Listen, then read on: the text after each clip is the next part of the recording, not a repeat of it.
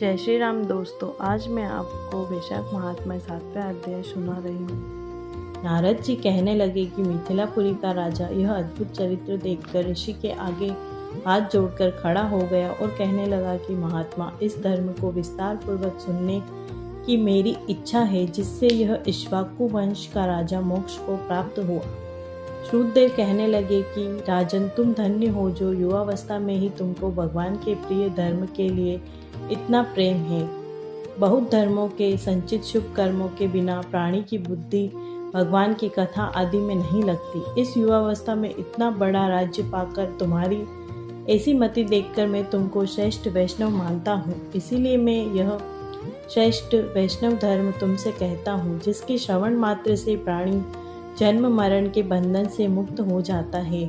जैसे प्रत्येक मनुष्य के लिए शौच, स्नान, संध्या, तर्पण आदि नित्य नियम कर्म है, वैसे ही वैशाख मास के भी कुछ कर्म है। वैशाख धर्मों के समान कोई धर्म नहीं है। जो कोई इन धर्मों को नहीं करता उसको स्वर्ग प्राप्त नहीं होता। जैसे बिन राजा की प्रजा उपद्रवों से नष्ट हो जाती है, वैशाख मास के धर्म जैसे जल का घड़ा देना, प्याऊ लगाना, मार्ग में छाया करना, जूता, खड़ाऊ, छतरी तथा पंखा का दान करना, श्रम को दूर करने वाले गोरस का दान, बावड़ी, कुओं, तालाब तथा धर्मशाला आदि बनवाना, नारियल, ईख, कपूर और कस्तूरी आदि दान करना, चंदन, सुगंधित द्रव्य, शैया, खाट, आम और दूसरे फल, पुष्प, सायंकाल समय, शरबत, पूर्णिमा के दिन सब तरह के अन्न पान का दान करना, चैत्र की अमावस्या को करील दान करना,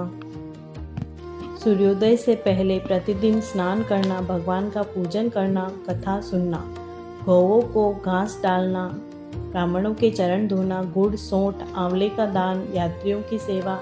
जो स्त्री वैशाख मास में भगवान का पूजन फूलों से नहीं करती, उसको पुत्र का सुख नहीं होता, उसका पति और आयु भी नष्ट हो जाते हैं। इस मास में भगवान विष्णु लक्ष्मी और अपने पार्षदों के साथ इस पृथ्वी पर लोगों के घरों में जाकर उनकी परीक्षा करते हैं।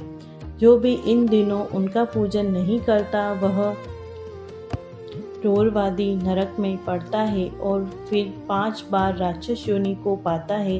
इसीलिए इस मास में अन्न व जल से भूखे प्यासे प्राणियों की रक्षा करें। 7वां अध्याय समाप्त हुआ। धन्यवाद।